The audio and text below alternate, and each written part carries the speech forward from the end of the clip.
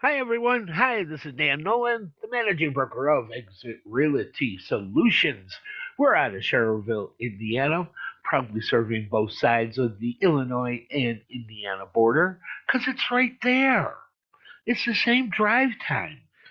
Tinley to Griffith, it's the same drive time. If you haven't considered Indiana, let's talk. We'll have some more about that. But we're going to do an abbreviated version for right now.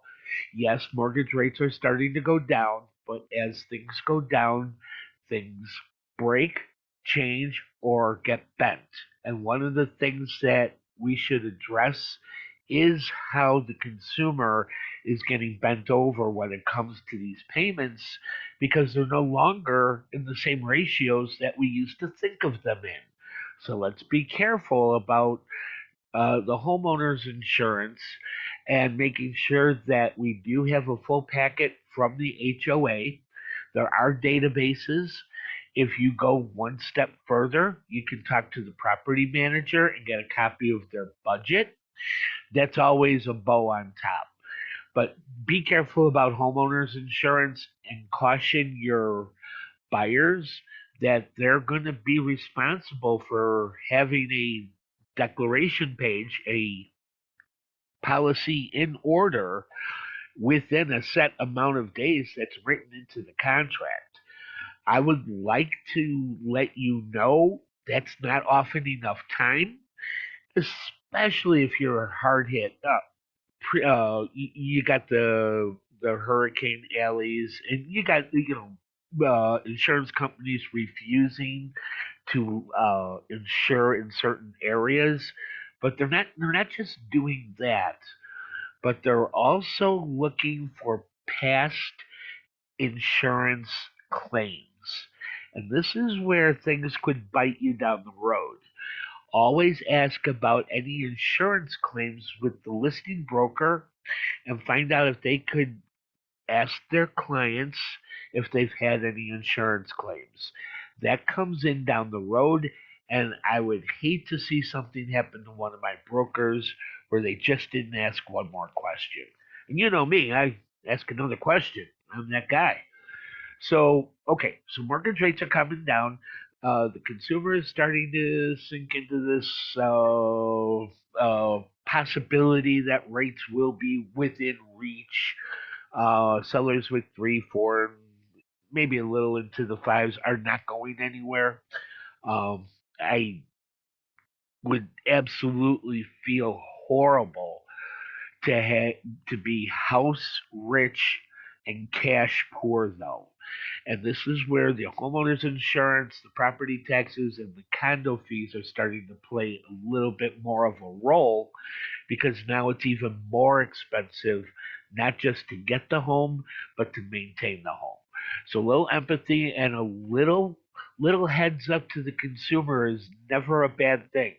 We do need to communicate a little bit better about the things that we know, the things that we see, and maybe even get those things initialed.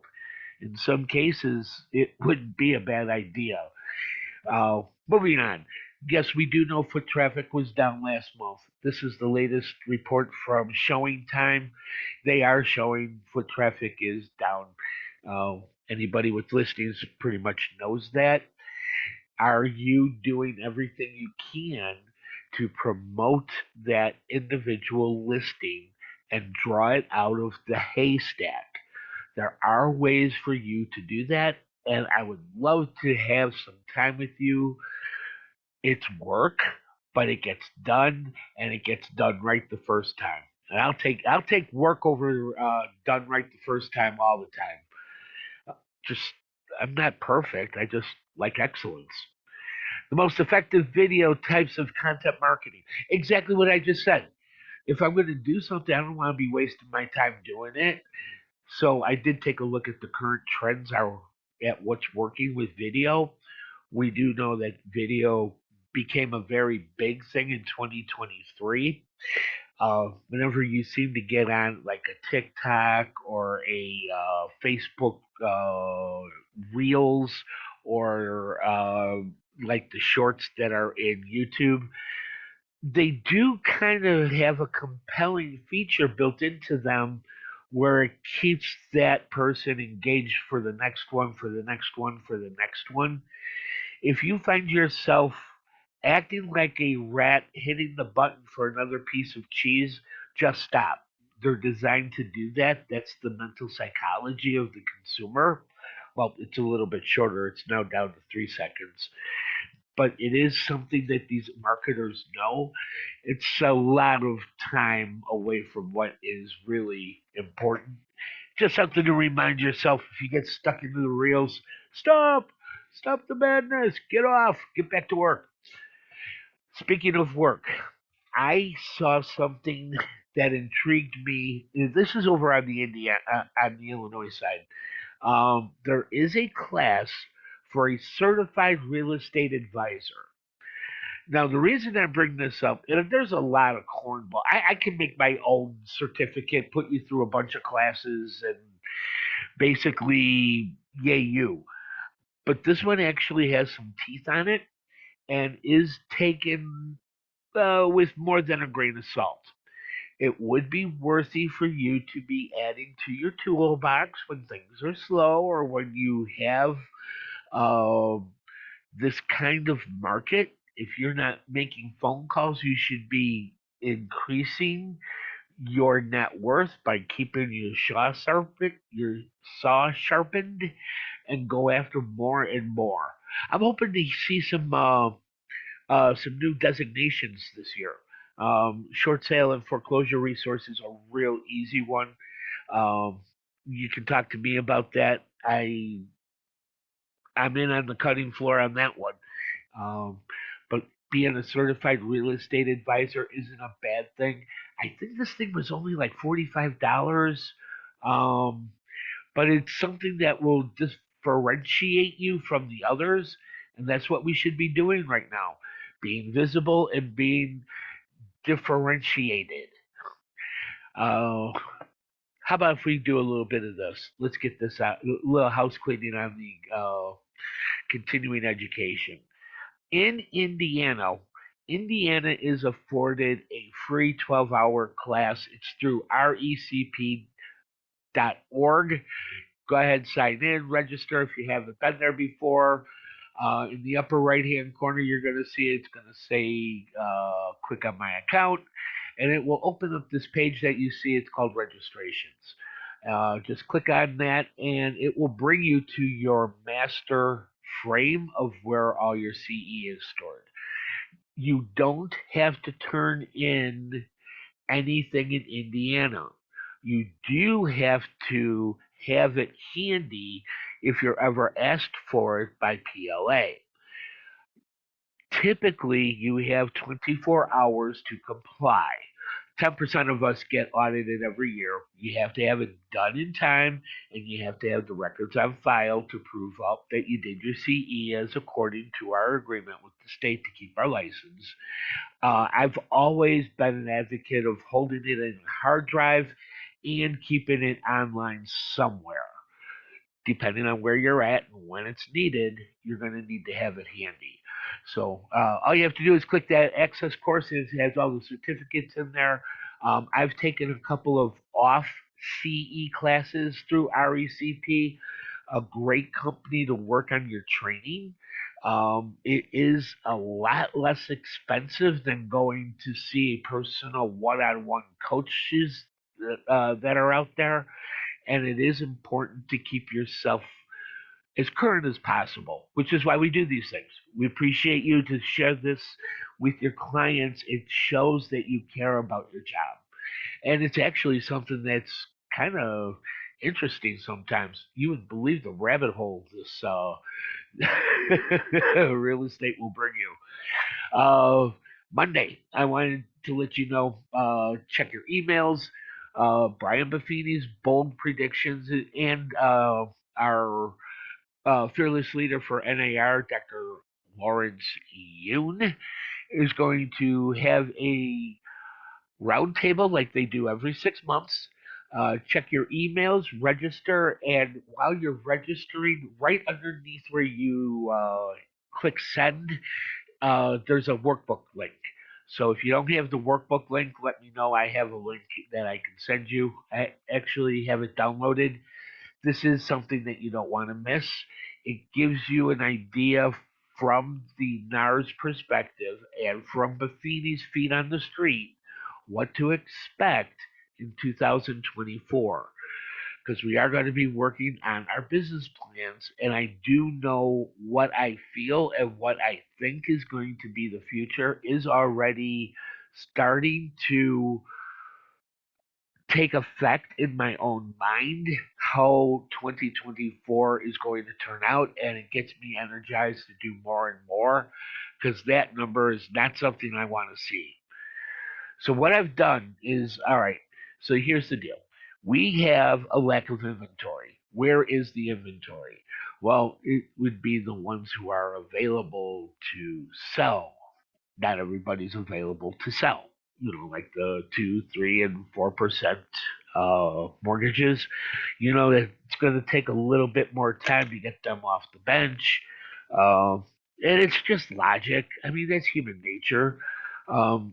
If you were to try and, like, let's say, uh, try and nudge that forward, it would seem a little bit pushy, kind of like you're trampling on my dreams kind of thing. I'm going to stay for a while. That's my dream for right now.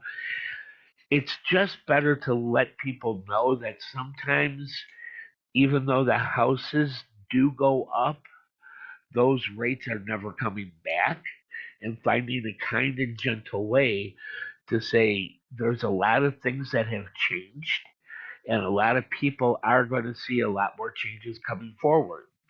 And some of the changes we're starting to see is the effects of the interest rate changes that we had seen in 2022. We did pretty well in 2023, but the ones that we started with are just getting traction now in the marketplace, which means we still have a little bit more work to do.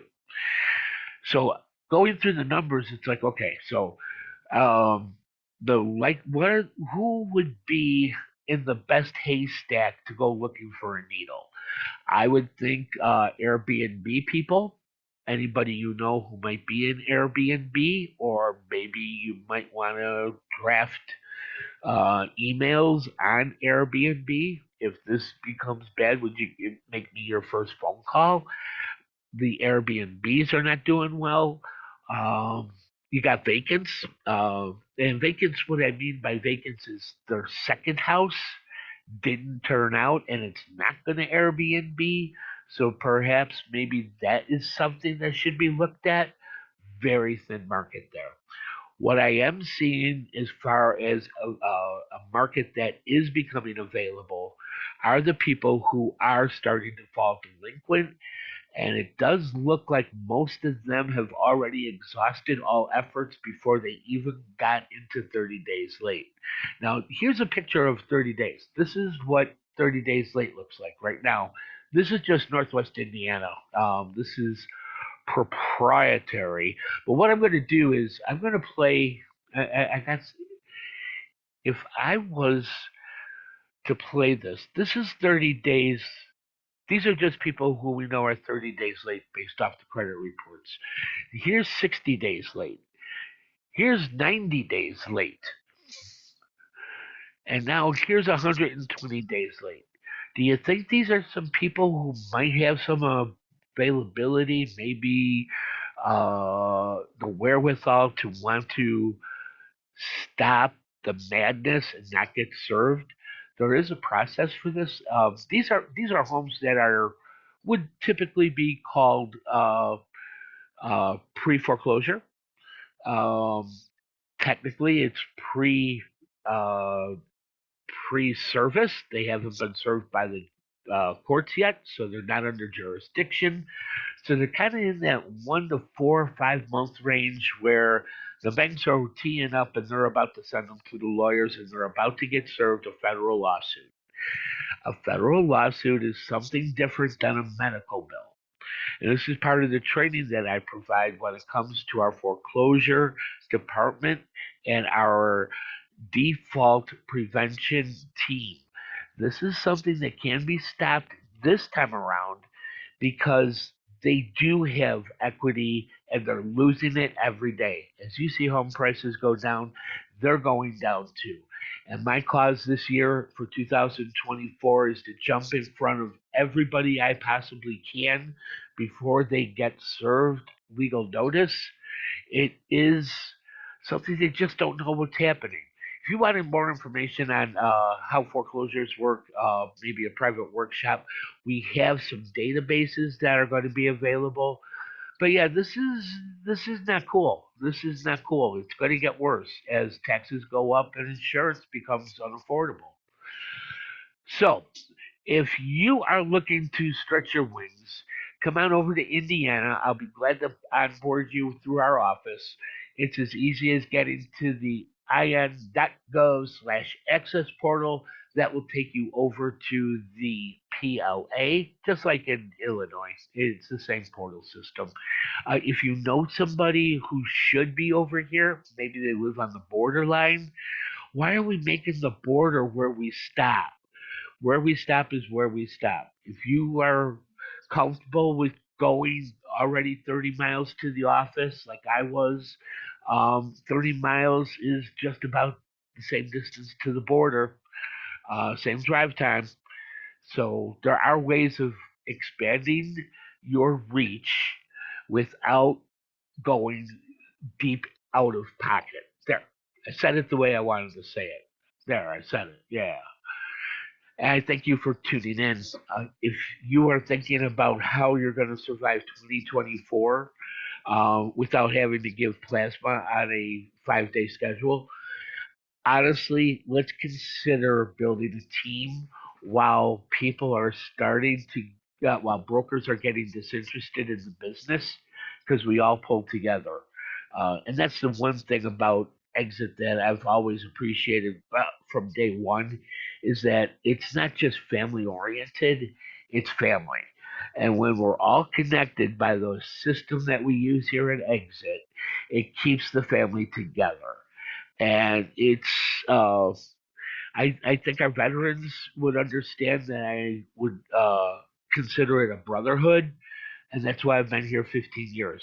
I'm an exit lifer, and I'd be glad to show you why this is my cup of tea and how to drink heavily from it. So everybody have a nice weekend. Sorry to keep you too long. Uh, I will be putting out some new paperwork guidelines and some things that I saw from the managing brokers meeting. Lynn Madison and Chris Reed put on quite an hour. I think it was supposed to be an hour and a half. I think it was 2.5, 3 hours. They put on the show, and it's all because the lawsuits are going to cause some changes. So let's do some business here. I'll do some paperwork with you on the side. Okay. So how about if we keep a uh, balanced work life, keep up with everything, learn another system, and say hi to somebody and make somebody's day. You never know what they're going through. And with that, I will see you later. See you over the weekend. Any questions? You got my number. Bye. That's my doggy.